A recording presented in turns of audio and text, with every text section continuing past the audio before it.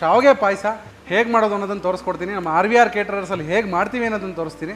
ಇದನ್ನು ಈಗ ಸಣ್ಣ ಕಾವಲ್ಲಿ ಚೆನ್ನಾಗಿ ಹುರ್ಕೋಬೇಕು. ಹೊಸದಾಗಿ ಮಾಡೋರಿಗೆ ಈ ಥರ ಪ್ರೊಸೀಜರಲ್ಲಿ ಮಾಡಿದ್ರೆ ತುಂಬ ಸುಲಭವಾಗುತ್ತೆ. ಕೆಲವರು ಸಕ್ಕರೆ ಮುಂಚೆ ಹಾಕ್ಬಿಡ್ತಾರೆ, ಸಕ್ಕರೆ ಹಾಕಿದ್ರೆ ಖಂಡಿತವಾಗ್ಲೂ ಶಾವಿಗೆ ಬೇಯಲ್ಲ. ಈಗ ಇದನ್ನು ಹಾಕ್ಕೊಂಡು ಈಗ ಇದನ್ನು ಸ್ಟವ್ನ ಆಫ್ ಮಾಡಿಬಿಡೋಣ. ನೋಡಿ, ಪರ್ಫೆಕ್ಟ್ ಕನ್ಸಿಸ್ಟೆನ್ಸಿ ಇರೋವಂಥ RVR ಮದುವೆ ಮನೆ ಸ್ಪೆಷಲ್ ಶಾವಿಗೆ ಪಾಯಸ ರೆಡಿ ಆಗುತ್ತೆ.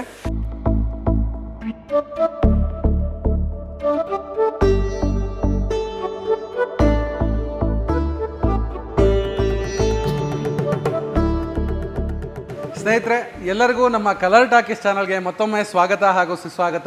ನಾನು ಈ ಸಲ ಶಿವಮೊಗ್ಗ ಹೋಗಿದ್ದೆ. ಒಂದ್ಸಲಿ ಶಿವಮೊಗ್ಗಲ್ಲಿ ಸುಮಾರು ಒಂದು 15-20 ಜನ ಹೊಸದಾಗಿ ಮದುವೆ ಆಗಿರೋರೆಲ್ಲ ಫಂಕ್ಷನಲ್ಲಿ ಬಂದು, ಸರ್ ನೀವೆಲ್ಲ ಸರಿ ಈ ಮದುವೆ ಆದ ತಕ್ಷಣ ಏನಾರು ಒಂದು ಸಿಹಿ ಮಾಡು ಅಂತಾರೆ ಹೆಣ್ಮಕ್ಳಿಗೆ, ಏನಾರು ಒಂದು ಹೇಳ್ಕೊಡಿ ಸಿಂಪಲ್ ಆಗಿ ಅಂತ ಹೇಳಿದ್ರು.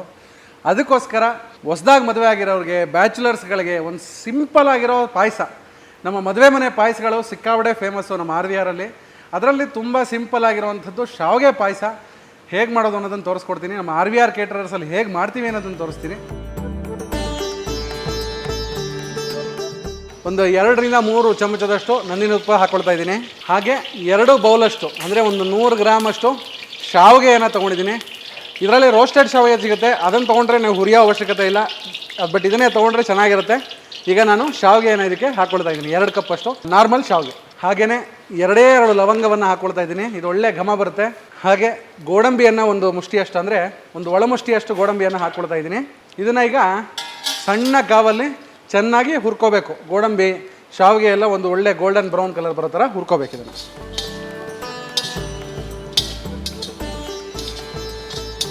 ಸ್ನೇಹಿತರೆ, ನಾನೀಗ 2 ಕಪ್ ಹಾಕಿರೋದು ನಿಮ್ಗೊಂದು 5-6 ಜನಕ್ಕೆ ಸಫಿಷಿಯೆಂಟಾಗಿ ಆಗುತ್ತೆ. ಎಲ್ಲರಿಗೂ ಒಂದೊಂದು ಬೌಲ್ ಬರುತ್ತೆ, ಒಂದು 6-7 ಕಪ್ಪಷ್ಟು ಬರುತ್ತೆ. ಆದ್ದರಿಂದ ಇಷ್ಟು ಮಾಡ್ಕೊಂಡ್ರೆ ಸಾಕು. ಅಕಸ್ಮಾತ್ ಜಾಸ್ತಿ ಕಮ್ಮಿ ಬೇಕಂದರೆ ಪೋರ್ಷನ್ನ ಕಮ್ಮಿ ಮಾಡ್ಕೊಳ್ಳಿ. ಸ್ನೇಹಿತರೆ, ಶಾವಿಗೆ ಪಾಯಸನ ಯಾವುದಾದ್ಮೇಲೆ ಯಾವ ಪದಾರ್ಥ ಹಾಕಬೇಕು ಅನ್ನೋದನ್ನು ನೀಟಾಗಿ ನೋಟ್ ಮಾಡ್ಕೊಳ್ಳಿ. ಕೆಲವರು ಸಕ್ಕರೆ ಮುಂಚೆ ಹಾಕ್ಬಿಡ್ತಾರೆ, ಸಕ್ಕರೆ ಹಾಕಿದ್ರೆ ಖಂಡಿತವಾಗ್ಲೂ ಶಾವಿಗೆ ಬೇಯಲ್ಲ.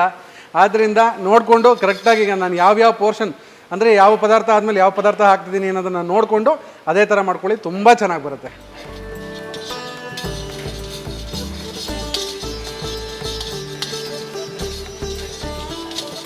ನೋಡಿ, ಇದು ಒಳ್ಳೆ ಬಿಸ್ಕೆಟ್ ಕಲರ್ ಬಣ್ಣ ಬಂದಿದೆ. ಈ ಬಣ್ಣ ಬರ್ತಿದ್ದಂಗೆ ನಾನು ನೀರನ್ನು ಹಾಕ್ಕೊಳ್ತಿದ್ದೀನಿ. ನೀರು ಬಿಸಿ ನೀರು ಇರಬೇಕು ಅನ್ನೋ ಅವಶ್ಯಕತೆ ಏನಿಲ್ಲ, ನಾರ್ಮಲ್ ತಣ್ಣೀರೇ ಆಗುತ್ತೆ.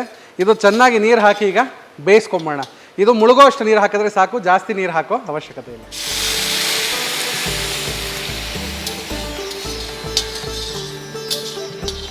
ನೋಡಿ ಸ್ನೇಹಿತರೆ, ಇದು ಮುಳುಗೋ ಅಷ್ಟು ನೀರನ್ನು ಹಾಕ್ಕೊಂಡಿದ್ದೀನಿ. ಇದು ಚೆನ್ನಾಗಿ ಕುದಿ ಬರ್ತಾ ಇದೆ. ಇದು ನೀರಲ್ಲೇ ಚೆನ್ನಾಗಿ ಬೇಯಬೇಕು ಶಾವಿಗೆ. ಆಮೇಲೆ ಹಾಲು ಹಾಕಿ ಬೇಯಿಸ್ತೀನಿ ಅಂತ ಹೇಳೋದು ಇದೆಲ್ಲ ಮಾಡ್ಬೋದು. ಬಟ್ ಏನಂದರೆ ಹೊಸದಾಗಿ ಮಾಡೋರಿಗೆ ಈ ಥರ ಪ್ರೊಸೀಜರಲ್ಲಿ ಮಾಡಿದ್ರೆ ತುಂಬ ಸುಲಭವಾಗುತ್ತೆ. ಪಾಯಸ ಮಾಡಿದ್ಮೇಲೆ ಹಾಲು ಹೊಡೆಯೋದು ಇವೆಲ್ಲ ಯಾವುದೇ ಕಾರಣಕ್ಕೂ ಆಗಲ್ಲ. ಹಾಲನ್ನ ಇದರಲ್ಲಿ ಜೊತೆಗೆ ಹಾಲಲ್ಲೇ ಬೇಯಿಸೋಕ್ಕೆ ಶುರು ಮಾಡಿದ್ರೆ ತಿರುಗಿಸ್ತಾನೆ ಇರಬೇಕು. ಮತ್ತು ಯಾವುದೇ ರೀತಿಯಾದಂಥ ಪಾತ್ರೆ ಶುದ್ಧತೆ ಕರೆಕ್ಟಾಗಿರಬೇಕು. ಅವೆಲ್ಲ ಆದರೆ ನಿಮಗೆ ಹಾಲು ಹೊಡೆಯಲ್ಲ. ಈ ಥರ ಮಾಡ್ಕೊಳ್ಳಿ, ಯಾವುದೇ ಕಾರಣಕ್ಕೂ ಹಾಲನ್ನ ಹೊಡೆಯಲ್ಲ. ಈಗ ನೋಡಿ, ಇದನ್ನು ನೀರು ಹಾಕಿ ಚೆನ್ನಾಗಿ ಇದನ್ನು ಬೇಯಿಸ್ಕೊಳ್ತಾ ಇದ್ದೀನಿ. ಸ್ನೇಹಿತರೆ, ನಾನು ನೋಡಿ 2 ಕಪ್ಪು ಶಾವಿಗೆಗೆ ಅರ್ಧ ಲೀಟ್ರಷ್ಟು ನೀರನ್ನು ಹಾಕಿ ಬೇಯಿಸ್ಕೊಳ್ತಿದ್ದೀನಿ. ಅದು ಕರೆಕ್ಟ್ ಪೋರ್ಷನ್ನು. ಅದಕ್ಕಿಂತ ಜಾಸ್ತಿ ಹಾಕಿದ್ರೆ ಪೂರ್ತಿ ನೀರು ಹಾಕ್ಬಿಡೋದು ಶಾವಿಗೆ. ಪಾಯಸ ಎಲ್ಲ ಪೂರ್ತಿ ನೀರು ಆಗ್ಬಿಡೋದು ಚೆನ್ನಾಗಿರಲ್ಲ. ಬರೀ ನೀರು ಪಾಯಸ ತಿಂದಂಗೆ ಆಗುತ್ತೆ. ಹಾಲು ಜೊತೆಗೆ ಹಾಲಿನ ಪಾಯಸ ತಿಂದಂಗೆ ಆಗಬೇಕು ಅಂದರೆ ಅರ್ಧಕ್ಕೆ, ಅಂದರೆ 2 ಬೌಲು ಶಾವಿಗೆಗೆ ಅರ್ಧ ಲೀಟ್ರಷ್ಟು ನೀರು ಹಾಕ್ಕೊಂಡು ಬೇಯಿಸ್ಕೊಂಡ್ರೆ ಸಾಕು. ನಾನು ಆದಷ್ಟು ಸಿಂಪಲ್ ಮೆಥಡನ್ನ ನಿಮಗೆ ಹೇಳ್ಕೊಡ್ತಾ ಇದ್ದೀನಿ. ಯಾಕೆ ಅಂತ ಹೇಳಿದ್ರೆ ಯಾವುದೋ ಕಾಂಪ್ಲಿಕೇಶನ್ ಇರಬಾರ್ದು. ಒಂದ್ಸಲಿ ಮಾಡಿದ್ರೆ ಚೆನ್ನಾಗಿ ಬರಬೇಕದು. ನಾವು ತಿರ್ಗಾ ಇದೇನೋ ಆಯಿತು ಅದೇನೋ ಆಯಿತು ಅನ್ನೋದು ಸಮಸ್ಯೆ ಬರಬಾರ್ದು ಅನ್ನೋ ಕಾರಣಕ್ಕೋಸ್ಕರ ಆದಷ್ಟು ಸಿಂಪಲ್ ಆಗಿದ್ದನ್ನು ತೋರಿಸ್ಕೊಡ್ತಾ ಇದ್ದೀನಿ. ಸ್ನೇಹಿತರೆ ನೋಡಿ, ಇದು ಚೆನ್ನಾಗಿ ಬೆಂದು ಬಂದಿದೆ. ಶಾವಿಗೆ ಮುಟ್ಟು ನೋಡಿದ್ರೆ ಗೊತ್ತಾಗುತ್ತೆ ಚೆನ್ನಾಗಿ ಬೆಂದಿದೆ ಇದು. ಈಗ ಬೆಂದ ಮೇಲೆ ನಾನು ಅಂದರೆ 1 ನಿಂಬೆಹಣ್ಣು ಗಾತ್ರದಷ್ಟು ಕೋವಾವನ್ನು ಹಾಕ್ಕೊಳ್ತಿದ್ದೀನಿ. ಕೋವಾ ಹಾಕ್ಕೊಂಡ್ರೆ ತುಂಬ ರುಚಿಸುತ್ತೆ, ತುಂಬ ಚೆನ್ನಾಗಿರುತ್ತೆ ನಿಮಗೆ ಶಾವಿಗೆ ಪಾಯಸ. ಆದ್ದರಿಂದ 1 ನಿಂಬೆಹಣ್ಣು ಗಾತ್ರದಷ್ಟು ಕೋವಾವನ್ನು ಈಗ ಹಾಕ್ಕೊಳ್ತಾ ಇದ್ದೀನಿ. ಹಾಕಿ ಇದನ್ನು ಚೆನ್ನಾಗಿ ತಿರುಗಿಸ್ಕೊಂಡು ನೋಡಿ, ಕೋವಾ ಹಾಕ್ತಿದ್ದಂಗೆ ಕರ್ಗೋಗುತ್ತೆ.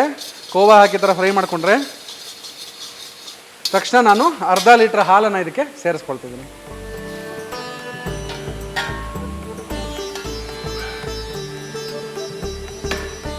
ನೋಡಿ, ಹಾಲನ್ನು ಹಾಕಿದ ಮೇಲೆ ತಕ್ಷಣ ಸಕ್ಕರೆಯನ್ನು ಸೇರಿಸ್ಕೋಬೇಡಿ. ಹಾಲು ಒಂದು ಕುದಿ ಬರಬೇಕು, ನಿಧಾನಕ್ಕೆ ಮರಳಬೇಕು. ಸಣ್ಣ ಕಾವಲ್ ಬೇಯಿಸಿ ಇದನ್ನು. ಇದು ಶಾವಿಗೆ ಎಲ್ಲ ಬೆಂದಾಗಿದೆ. ಹಾಲು ಒಂಚೂರು ಉಕ್ಕು ಬಂದರೆ ಸಾಕು. ಆಮೇಲೆ ಸಕ್ಕರೆ ಹಾಕಿ ಏಲಕ್ಕಿ ಪುಡಿ ಹಾಕಿ ಇಳಿಸ್ಬಿಡೋದೆ ಶಾವಿಗೆ ಪಾಯಸ. ಘಮ ಘಮ ಅಂತಿರೋ ಸೂಪರಾಗಿರೋ RVR ಸ್ಪೆಷಲ್ ಶಾವಿಗೆ ಪಾಯಸ ರೆಡಿ ಆಗಿಬಿಡುತ್ತೆ. ಸ್ನೇಹಿತರೆ ನೋಡಿ, ಈಗ ಹಾಲು ಚೆನ್ನಾಗಿ ಕುದೀತಾ ಬಂದಿದೆ. ಈಗ ಸಕ್ಕರೆ 1 ಕಪ್ಪು, 2 ಬೌಲು ನಿಮಗೆ ಶಾವಿಗೆ ತೊಗೊಂಡ್ರೆ 1 ಬೌಲು ಸಕ್ಕರೆಯನ್ನು ಇದಕ್ಕೆ ಸೇರಿಸ್ಕೋಣ. ಸಕ್ಕರೆ ಹಾಕಿದ ಮೇಲೆ ಜಾಸ್ತಿ ಹೊತ್ತು ಕುದಿಸೋ ಅವಶ್ಯಕತೆ ಇಲ್ಲ. ಜಾಸ್ತಿ ಹೊತ್ತು ಕುದಿಸಿದ್ರೆ ನಿಮಗೆ ಪಾಯಸ ಚೆನ್ನಾಗಿರಲ್ಲ. ಆದ್ದರಿಂದ ಸಕ್ಕರೆ ಹಾಕಿದ್ಮೇಲೆ ಸ್ಟವ್ನ ಪೂರ್ತಿ ಸಣ್ಣ ಮಾಡಿ ಸ್ವಲ್ಪ ಏಲಕ್ಕಿ ಪುಡಿ ಅಂದರೆ 1 ಚಮಚದಷ್ಟು ಏಲಕ್ಕಿ ಪುಡಿ ಈಗ ಇದನ್ನು ಹಾಕ್ಕೊಂಡು ಈಗ ಇದನ್ನು ಸ್ಟವ್ನ ಆಫ್ ಮಾಡಿಬಿಡೋಣ. ನೋಡಿ ಇದು ಸಕ್ಕರೆ ಹಾಕಿ ನೋಡಿ, ಆ ಸಕ್ಕರೆ ಹಾಕ್ತಿದ್ದಂಗೆ ಒಂದು ಕುದಿ ಬರುತ್ತೆ. ಜಾಸ್ತಿ ಹೊತ್ತು ಕುದಿಸಿದ್ರೆ ಸಕ್ಕರೆ ಹಾಕಿದ್ಮೇಲೆ ನಿಮಗೆ ಪೂರ್ತಿ ಕೇಕ್ ಆದಂಗೆ ಆಗ್ಬಿಡುತ್ತೆ. ಶಾವಿಗೆ ಪಾಯಸ ಚೆನ್ನಾಗಿರಲ್ಲ ಸ್ವಲ್ಪ ಹೊತ್ತು ಆದಮೇಲೆ ತಿನ್ನೋಕ್ಕೆ. ಆದ್ದರಿಂದ ನೋಡಿ ಸಕ್ಕರೆ ಹಾಕಿದ ತಕ್ಷಣ ಒಂದು ಕುದಿ ಬಂದಮೇಲೆ ಸ್ಟವ್ನ ಆಫ್ ಮಾಡಿ ಇಟ್ಕೊಂಬಿಟ್ರೆ ನೋಡಿ ಪರ್ಫೆಕ್ಟ್ ಕನ್ಸಿಸ್ಟೆನ್ಸಿ ಇರೋವಂಥ RVR ಮದುವೆ ಮನೆ ಸ್ಪೆಷಲ್ ಶಾವಿಗೆ ಪಾಯಸ ರೆಡಿ ಆಗುತ್ತೆ. ಇದ್ರ ಜೊತೆಗೆ ಈಗ ನೋಡಿ ಸ್ಟವ್ ಎಲ್ಲ ಆಫ್ ಮಾಡಿದ್ಮೇಲೆ ಲಾಸ್ಟಿಗೆ ದ್ರಾಕ್ಷಿಯನ್ನು ಹಾಕೋಬೇಕು. ಯಾಕೆ ಅಂದರೆ ಮುಂಚೆನೇ ಹಾಕ್ಬಿಟ್ರೆ ನಿಮ್ಗೆ ಹಾಲೆಲ್ಲ ಒಡೆದೋಗುತ್ತೆ. ದ್ರಾಕ್ಷಿಯನ್ನು ಯಾವಾಗಲೂ ಅಷ್ಟೇ ಹಾಲಿನ ಪದಾರ್ಥಕ್ಕೆ ಲಾಸ್ಟು ಸ್ಟವ್ ಆಫ್ ಮಾಡಿದ್ಮೇಲೆ ಹಾಕ್ಕೊಂಡ್ರೆ ನಿಮಗೆ ಹಾಲು ಒಡೆಯೋ ಚಾನ್ಸಸ್ಸು ಕಮ್ಮಿ ಇರುತ್ತೆ. ಈಗ ನಾನು 1 ಚಮಚದಷ್ಟು ಅಂದರೆ 1-1.5 ಚಮಚದಷ್ಟು ದ್ರಾಕ್ಷಿಯನ್ನು ಇದಕ್ಕೆ ಸೇರಿಸ್ಕೊಳ್ತಿದ್ದೀನಿ. ಸ್ಟವ್ ಆಫ್ ಆಗಿದೆ. ಈಗ ಇದನ್ನು ಒಂದು ಬೌಲಿಗೆ ಸರ್ವ್ ಮಾಡ್ಕೊಳ್ಳೋಣ. ಬಿಸಿ ಬಿಸಿಯಾದಂತಹ ಘಮ ಅಂತಿರೋ RVR ಮದುವೆ ಮನೆ ಸ್ಪೆಷಲ್ ಶಾವಿಗೆ ಪಾಯಸ ರೆಡಿಯಾಗಿದೆ. ನೋಡಿ ಇದು ಎಷ್ಟೊತ್ತಿಟ್ಟರೂ ನಿಮಗೆ ಇದೇ ಕನ್ಸಿಸ್ಟೆನ್ಸಿ ಇರುತ್ತೆ, ಯಾವುದೇ ಕಾರಣಕ್ಕೂ ಗಟ್ಟಿಯಾಗಲ್ಲ ಮತ್ತು ತುಂಬ ಘಮ ಅಂತ ಇರುತ್ತೆ, ಯಾವಾಗಲೂ ಫ್ರೆಶ್ ಆಗಿರುತ್ತೆ. ಅದಕ್ಕೋಸ್ಕರ ಈ ಥರ ಪ್ರೊಸೀಜರಲ್ಲಿ ಮಾಡಿ ಅಂತ ರಿಕ್ವೆಸ್ಟ್ ಮಾಡ್ಕೋತೀನಿ. ಇದು ನಮ್ಮ RVR ನಾವು ಕಲ್ತಿರೋಂಥ ಪ್ರೊಸೀಜರು. ಸಣ್ಣ ಪುಟ್ಟ ಏನಾದ್ರು ತಪ್ಪಿದರೆ ದಯವಿಟ್ಟು ಕ್ಷಮಿಸಿ. ನೀವು ನನ್ನ ತಿದ್ದು ಹೇಳಿ, ಇನ್ನೂ ಹೊಸ ಥರ ಯಾವ್ದಾರು ಟ್ರೈ ಮಾಡ್ತೀನಿ. ಇನ್ನೂ ಚೆನ್ನಾಗಿ ಬಂದರೆ ಇನ್ನೂ ಸೂಪರ್ ಅಲ್ವಾ? ಅದಕ್ಕೋಸ್ಕರ ಈಗ ಇದನ್ನು ಸರ್ವ್ ಮಾಡ್ಕೊಳ್ಳೋಣ.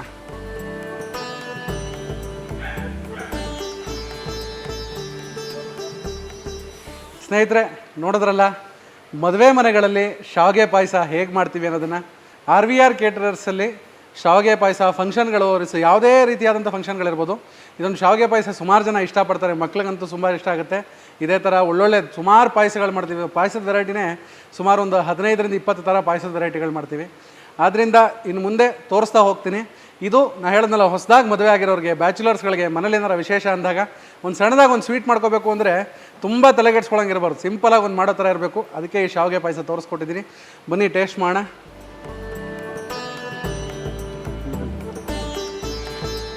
ಹಿತವಾಗಿದೆ, ಚೆನ್ನಾಗಿ ಬೆಂದಿದೆ, ನಿಮ್ಗೆ ಸಕ್ಕರೆ ಯಾವುದೇ ಕಾರಣಕ್ಕೂ ಜಾಸ್ತಿ ಅನಿಸಲ್ಲ, ಹಿತವಾಗಿದೆ. ದಯವಿಟ್ಟು ಮನೇಲಿ ಒಂದ್ಸಲ ಟ್ರೈ ಮಾಡಿ. ಈ ಪೋರ್ಷನ್ಸ್ ಕರೆಕ್ಟಾಗಿ ಈ ಥರ ಪ್ರೊಪೋರ್ಷನೇಟಲ್ಲಿ ಹಾಕ್ಕೊಂಡು 100% ತುಂಬ ಚೆನ್ನಾಗಾಗುತ್ತೆ. ಎಲ್ಲರ ಮನೇಲೂ ಒಳ್ಳೊಳ್ಳೆ ಅಡುಗೆ ಆಗಲಿ ಅನ್ನೋದೇ ನಮ್ಮ ಉದ್ದೇಶ. ಹಾಗೆ ಇದೇ ರೀತಿಯಾದಂಥ ಒಳ್ಳೊಳ್ಳೆ ರೆಸಿಪಿಗಳಿಗೋಸ್ಕರ ನಮ್ಮ ಕಲರ್ ಟಾಕೀಸ್ ಚಾನಲನ್ನು ಲೈಕ್ ಮಾಡಿ, ಶೇರ್ ಮಾಡಿ, ಸಬ್ಸ್ಕ್ರೈಬ್ ಮಾಡಿ. ನಿಮ್ಮ ಮನೆ ಯಾವುದೇ ರೀತಿಯಾದಂಥ ಸಮಾರಂಭಗಳಿರ್ಬೋದು, ಮದುವೆ, ಗೃಹ ಪ್ರವೇಶ, ಯಾವುದೇ ಸಮಾರಂಭಗಳಿದ್ದರೂ RVR ಕೇಟರರ್ಸ್ಗೆ ಒಂದು ಅವಕಾಶ ಕೊಡಿ. ನಿಮ್ಮ ಸಮಾರಂಭವನ್ನು ಇನ್ನೂ ಹೆಚ್ಚು ಸುಖಕರವಾಗಿ ಮಾಡೋದಕ್ಕೆ ನಾವು ಪ್ರಯತ್ನ ಮಾಡ್ತೀವಿ ಅಂತ ಹೇಳ್ತಾ ಈ ನಮ್ಮ ಎಪಿಸೋಡ್ನ ಮುಗಿಸ್ತಾ ಇದ್ದೀವಿ. ಈ RVR ಕೇಟರರ್ಸು 39 ವರ್ಷದ ಸೆಲೆಬ್ರೇಷನನ್ನು ಮಾಡ್ತಾ ಇದ್ದೀವಿ ಈ ವರ್ಷ.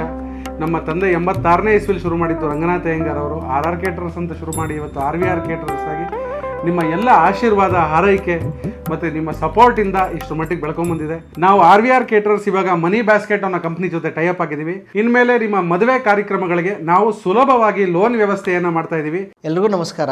ನನ್ನ ಹೆಸರು ಪ್ರವೀಣ್ ಪ್ರಕಾಶ್ ಅಂತ ಹೇಳ್ಬಿಟ್ಟು ನಾನು ಮನಿ ಬ್ಯಾಸ್ಕೆಟ್ ಅನ್ನೋ ಕಂಪ್ನಿನಲ್ಲಿ ಒನ್ ಆಫ್ ದ ಡೈರೆಕ್ಟರ್ ಆಗಿ ಕೆಲಸ ಮಾಡ್ತಿದ್ದೀನಿ. ನಾವು RVR ಕಿಚನ್ ಅವ್ರ ಜೊತೆ ಒಂದು 4-5 ವರ್ಷದ ತನಕ ಅಸೋಸಿಯೇಟ್ ಆಗಿದ್ದೀವಿ.